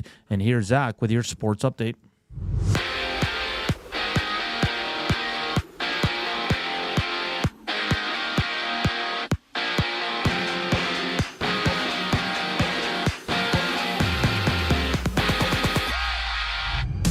Viktor Arvidsson will slot back in for the Oilers when they host the Bruins, and you can catch Tom Gazzola and Hernan Salas live for the GCL Diesel Oil Stream pregame show at 6, only on EST. And we also have the Canucks and Golden Knights seeing 9 games around the NHL.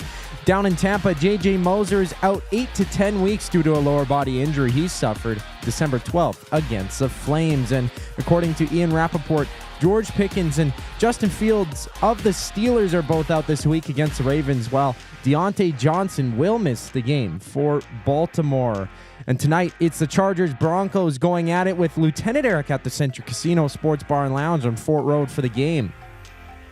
That one goes at 6:15, and basketball has 13 games, including the Raptors throwing it down against the Nets. This sports update has been brought to you by Gimme Virtual Golf. Step into a whole new golfing experience with 240 unique courses for you to play. Plus, they have a hydraulic swing plate that automatically tees the ball up for you. With the innovative technology, it replicates real-life ball lies, moving the ball in 24 different directions. Gimme Virtual Golf, where innovation meets the game. Visit their website at gimmevirtualgolf.ca. Hernan and Gage return on the other side of the break here on EST Afternoons. I'm Zachary Kubusch, and you're up to date. Don't feel like working? Join the Hangout. You never know what you might hear. Weekday mornings 9 to 11 on EdmontonSportsTalk.com.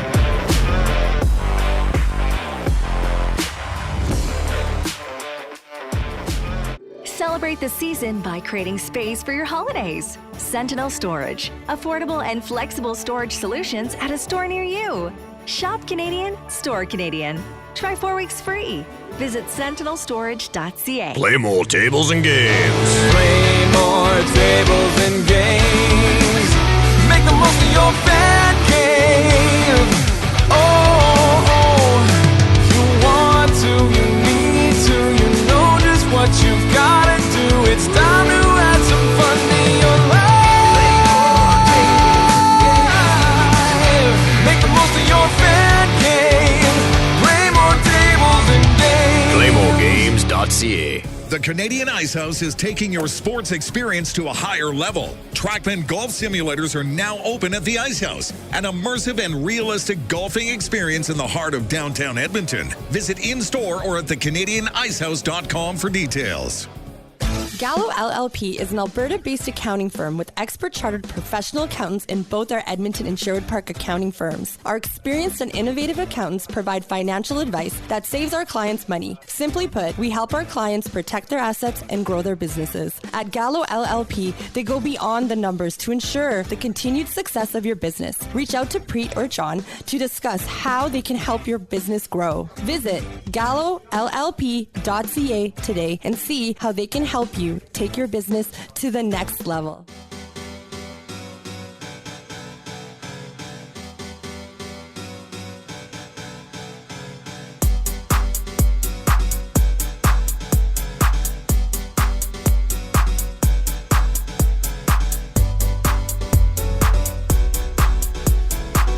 .27. Welcome back to EST Afternoons on this Thursday afternoon. It's Joaquin Gage, Hernan Salas, Zach Kubusch with you. Coming up at 3 o'clock, it's the brilliant Reed Wilkins with the handsome Jay Milne. They'll have you from 3 to 6, and then the handsome Tom Gazzola takes over for the pregame show, Oil Stream pregame show, as the Oilers host the Boston Bruins. Are you on the shows today for pre and post? No? It's Cass? Do you know? No. Tom's... You're not booked? I don't know. Sometimes Tom likes to book late. He's a late booker. A late. No, I don't think so. I think it's Cass. Okay. Because he's still out of town, though, right? No, he's here. Oh, okay. Perfect. Yeah, it's probably Cass. Then Rip City Step says, best episode of TV ever, in my opinion. The one, the Christmas one from the Bear. Yeah, it's just... A lot of people told me that, but I was like, it's good, but I wouldn't call it the best ever. I still think it's when in Breaking Bad. If you haven't watched it, just earmuffs for the next minute or so. It's when Walter White's out in the desert and his brother-in-law's coming. His brother-in-law has him, and then the bikers come. That episode was unreal when he's like, just give them what they want. He's like, you're such an idiot. I'm dead already. Yeah. Oh, man. That was a good one. What did you like better? Did you watch Saul, Better Call Saul? I've watched, I think, the first 4 episodes. I got to get back into. I heard it's really good. Yeah, I mean, it's completely different, right? So, because my problem was I started watching it right after break, so it wasn't really, what? I was like, what's going on here? But it's pretty good. It rivals Breaking Bad at the end of it. That's one of the best episodes. I'll say this, and then we'll move on to sports. I watched the show called Homeland. I don't know how many people have seen it. Oh, yeah. With Claire Danes. Great show. Mm-hmm. Every season's fantastic. But I haven't watched, I think I got to season 3 or 4. Oh, buddy, there's like, I think there's 8. There's tons. The last episode, that's one of the best finales I've ever watched. Series finales? Yeah. Okay, don't tell me that. No, I won't. It's so good. Do you agree with Hernan? Homeland season finale, one of the best I've ever. I wouldn't call it the best, but it's one of the best. Okay. One of the best. Let's get to some text messages here and some nasty chat. I know I saw one from Carmen. It was pretty much the gist of should we be concerned that there's a lot of moves being made and that the Oilers might miss out. Listen, they have until midnight tonight. I don't see anything happening, Gager. I know Vancouver's rumored to be close. They might not be able to get it done by the time, by the deadline. I'm not too concerned, Gager. I don't think you have to rush into this tonight. I mean, it's under a week, Gager. Well, just over a week. The Oilers are doing their due diligence. It's been well documented by the insiders that they are looking and they will find a defenseman they think can come in and help the team. But I don't think there's a rush to get it done before midnight tonight. But this is where you squeeze guys too, right? Like, do you think anything's going to happen before midnight tonight? Oilers or anywhere. I think there might be a few more. Yeah, so this is where I'm. I love trades. If the Oilers can make one happen, sure, Gager, but they play tonight, which makes it tough because you're moving a body from there. I know. Right? Maybe it happens after the game, though. Could be. That would suck. Or we're watching the second period and they've just pulled Brett Kulak from the ice. Yeah. Oh. What are you doing? But you know what how I I mean. feel about that guy. So, Carmen, don't worry, buddy. The Oilers are still playing well. I mean, I think they have to have a good bounce-back game. Skinner has to have one. Stuart Skinner, that is. I think Evan Bouchard and Ekholm have to have a bounce-back. Offensively, I thought they were fine. A few missed assignments, a few blunders, sure. But the Oilers are going to be just okay. So I'm not too concerned. But I do agree they need an upgrade on defense. I think we've all agree on that. But I don't think a trade has to be done in the next 10 hours here, Gager, for them to be kind of like, oh my God, we're gonna miss out on a defenseman. Like Alex Carrier, I get it, Gager. Does he move the needle here in Edmonton as much as people think he would? I don't think so. No, I don't think so either. Will Borgen, I mean, like no. To jump back into the cockpit here, Hernan, Bronco Nick texts me, and I did look at this. I forgot to get to it. Bottas, reserve driver at Mercedes. Yeah, I saw that earlier today. Yeah, good move. I think this mimics the Elks with Fajardo and Trey Ford.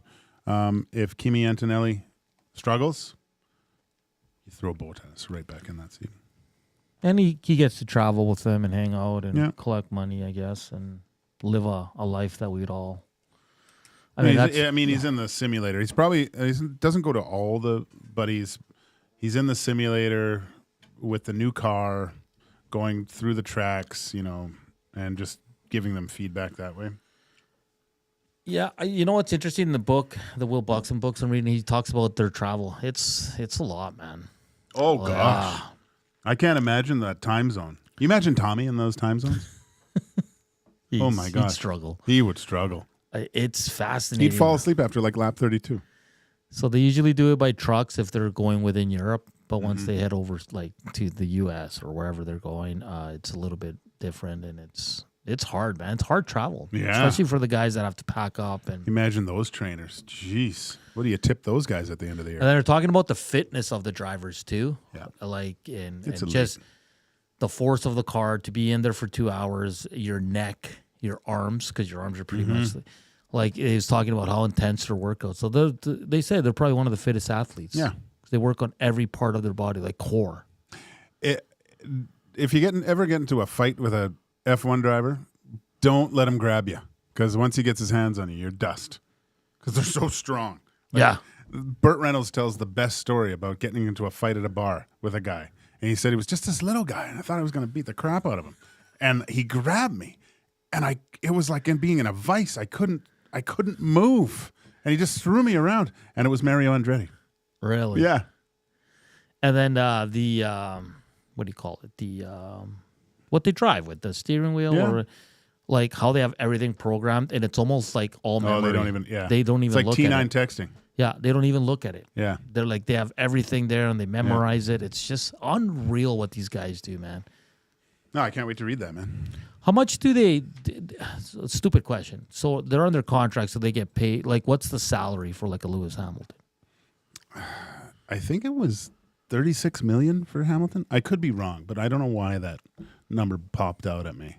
And it drops from there. And then they get additional money to win the race. There's probably bonuses structures, okay. But I think the big thing comes from sponsors and stuff like that, right? Like, I mean, I read that Lewis Hamilton made upwards of $100 million this year. That's crazy.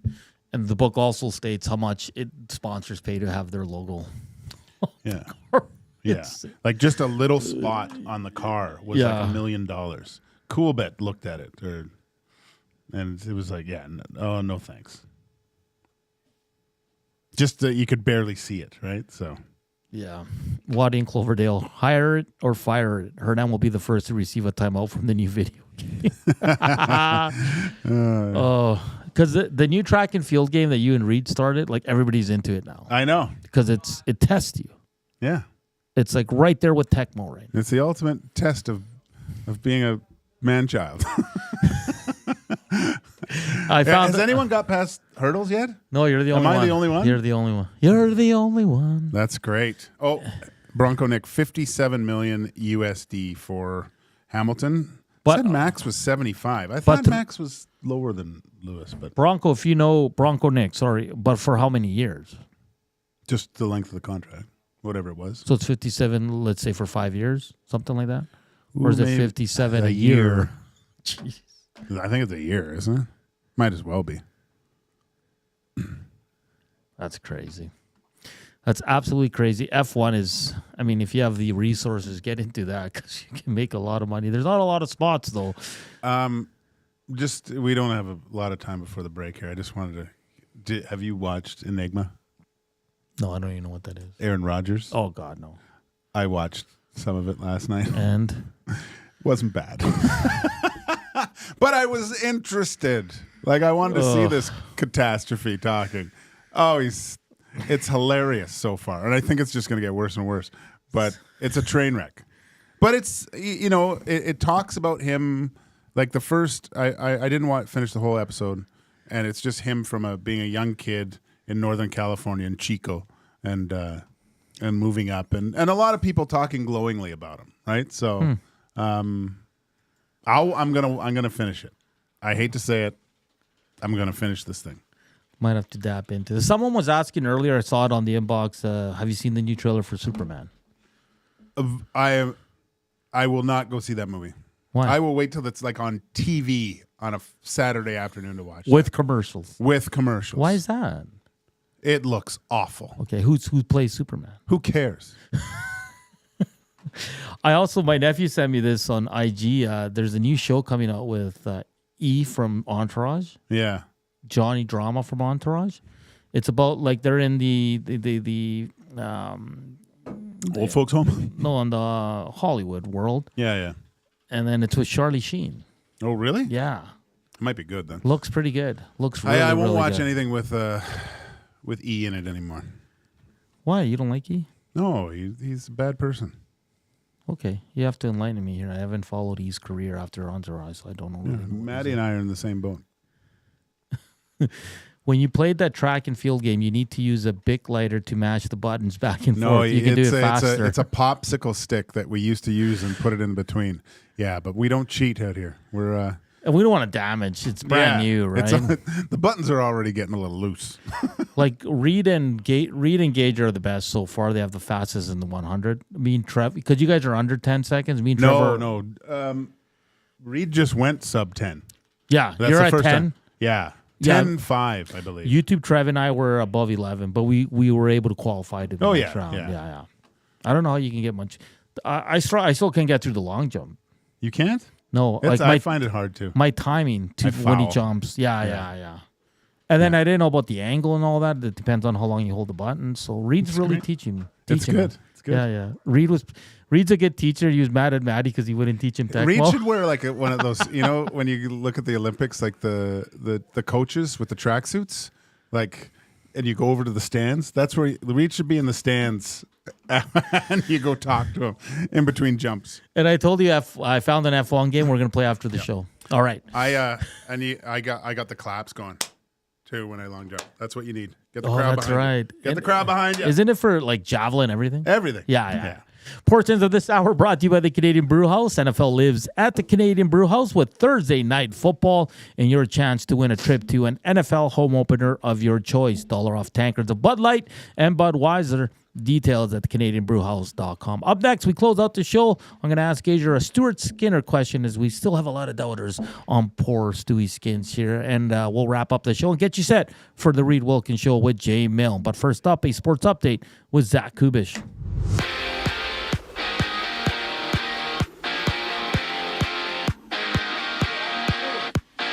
Edmonton plays host to Boston, seeing Viktor Arvidsson returning to the lineup for the Oilers, and you can join Tom Gazzola and Hernan Salas as they preview the action during the GCL Diesel Oil Stream pregame show. That one goes at 6 right here on EST. And with 9 games around the league, we also see the Sens take on the Flames. And down south, according to Ian Rappaport, Justin Fields and George Pickens are out this week for the Steelers when they take on the Ravens, seeing Deontay Johnson miss the matchup for Baltimore.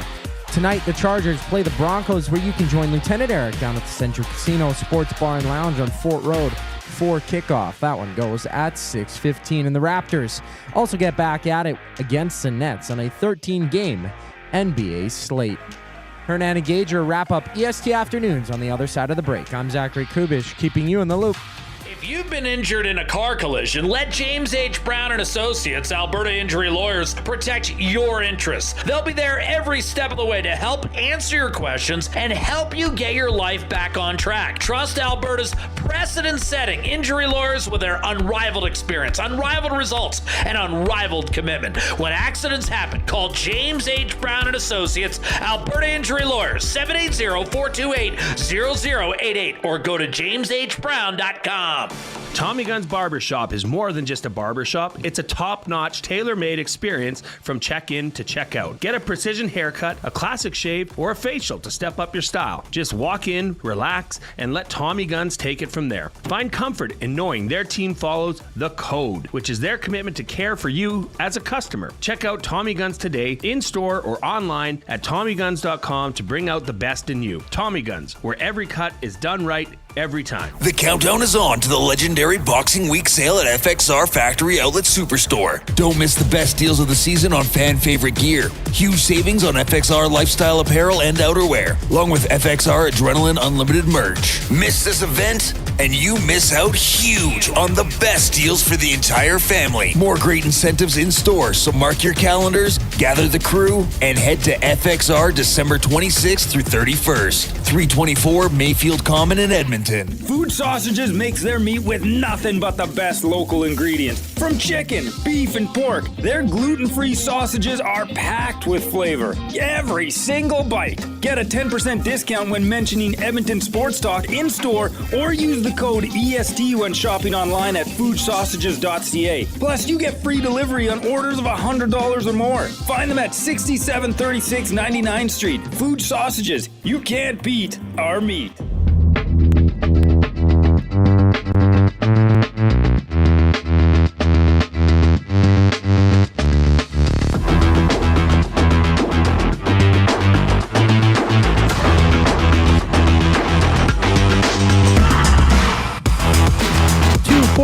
Last segment here on EST Afternoon. It's been a fun Thursday. Oilers back in action. You want a great show, boys. What's that all about? I don't know. Why is he being nice and weird? Oh, maybe it's a nice, good show. What's up with you, Maddie? I'm on to you. Anyways, yeah, it's been a fun show. Oilers game day. Boston, the Oilers always play good games. They're always tight games. It's never a blowout. It's the rink. Like I didn't realize, and I've got friends that are Boston Bruins fans, yeah.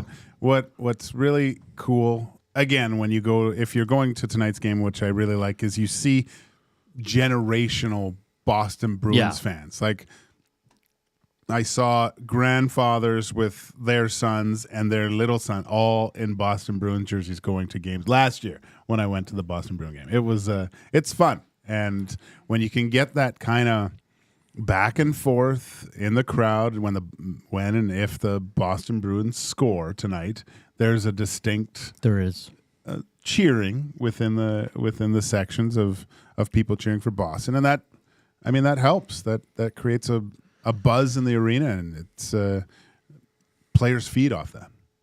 Yeah, it's gonna be a fun game for sure. Stuart Skinner. I mean, we got some people in the nasty chat just saying, listen, Stuart Skinner doesn't need to get a shout out every game, guys, to be a good goaltender. That's so unrealistic to think that. No. Right? Like, even the best goaltenders give up 2-3 from time to time. He had a bad start. He's a slow starter. He's really turned it on. He had an off game against Florida, sure. So did Bobrovsky. But no one cares because Bobrovsky's not an Edmonton Oiler. But if the Oilers win 5-3, Gager, it doesn't mean Skinner played bad because he allowed 3 goals. We got to get out of that narrative that Skinner has to let in 1 goal or less a game, or else he's the worst goalie in the world, Gager. Like, it's getting old. Like, enough with Stuart Skinner. Like, look, Man, look at Shesterkin, who's technically, he is the highest paid now, right? And next year. Next year, considered one of the top 5 goalies in the world, and he's been terrible, and he's on a good team. So, Stuart Skinner's going to allow goals in. Now, how they go in, sure, we can debate that all day long, all night long, whatever you want. If he lets in Lionel Richie. Yeah. Oh no! If he lets in 3 really bad goals, we'll say it, Gager. Yeah. But sometimes, and I find here sometimes we give no credit to the other team when they score beautiful goals. It's always the goalie's fault. And look, one of the things about talking about it all the time is it's exhausting talking about poor play consistently. Like I like talking about good hockey as well. If they, like you said, if they win 5-3 and they're 3 bad goals, we might bring them up. But the bottom line is Edmonton Oilers won the hockey game. That's the who cares at the end of the day. It's all about wins. And how many times do you hear players? They obviously want to get their game at a level where Stuart Skinner wants to make it difficult on the other teams to get pucks past him. And every game, I guarantee he goes in there with the thinking that he's not going to allow a goal against. You have to have that type of mindset. It's what happens when that does happen and how quickly you can put it behind you, which he's shown he's able to do in a relatively young NHL career as a goaltender. So, no, man, this is he's a little bit of a lightning rod here. It's funny, even when he gets on a roll for a couple weeks, the talk dies down, but one game and it just ramps right back up. It's like a bad rash. Well, Ace 96 says the same people that ran out Koskinen support Skinner, no matter that Kosk was better. Koskinen was not better than Stuart Skinner. Koskinen was nowhere close to Stuart Skinner. Come on. Compare the two guys where they are in their career, and Skinner's already better than Koskinen. Yeah. And don't send me the save percentage and all that. I saw Koskinen play the 4 years he was here, and it was rare that he won a game for the Oilers. I would say that when Koskinen was in, it was the same anxiety level for Oilers fans as watching that Christmas episode at the Bear. It was just on the edge of your seat. It was an adventure out there at times. Everything that went glove, you could hear the collective sigh of the crowd, right? And if he stopped it, it was like, yeah, let's go. And for everybody that thinks Pickard should be the starter, careful what you wish for. That's all I'm going to say. Because something could happen, injuries, or everybody goes through them. And nothing against Calvin Pickard. Nothing. He's been an excellent backup, but that's what he is. Yeah.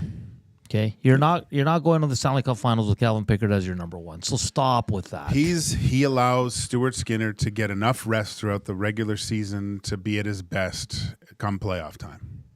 And as I said, if you can, watch Ottinger last night. Not great at all. And everyone raves about that guy. But that's what I mean. Like Ottinger has a bad night because you go on the X, everybody was like, "Man, Ottinger's off tonight."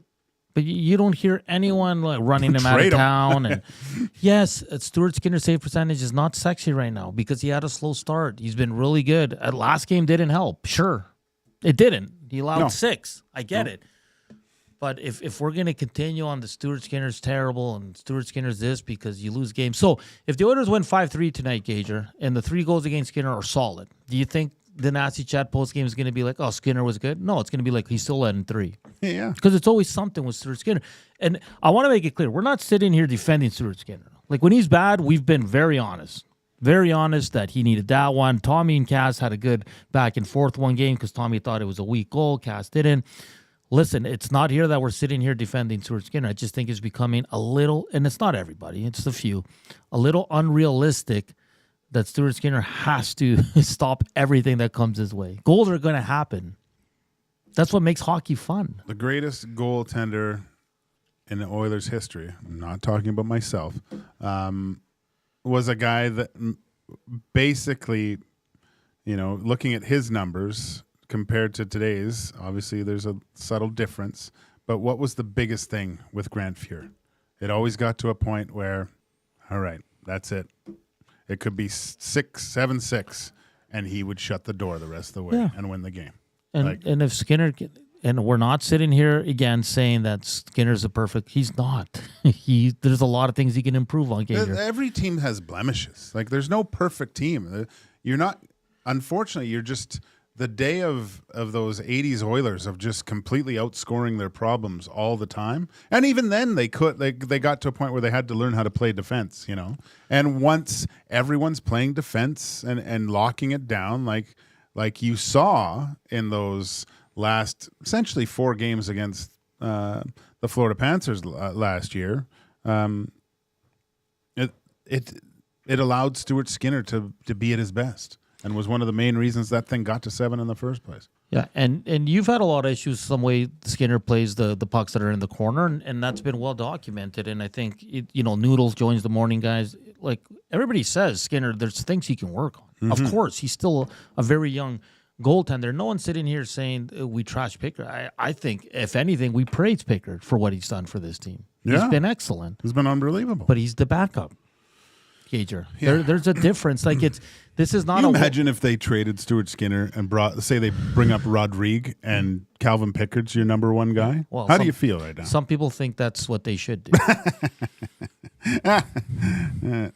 And it's getting like, I had a buddy, he's a dear friend, and same thing. Every time they lose, he texts me Skinner stuff, and I'm like, hey, but like, how about his last 5 games when he was sub 930 save percentage?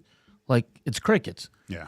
Right? Like, and again, no one's defending his last game. Yes, he should have had one. The Reinhardt goal is a cheeky play.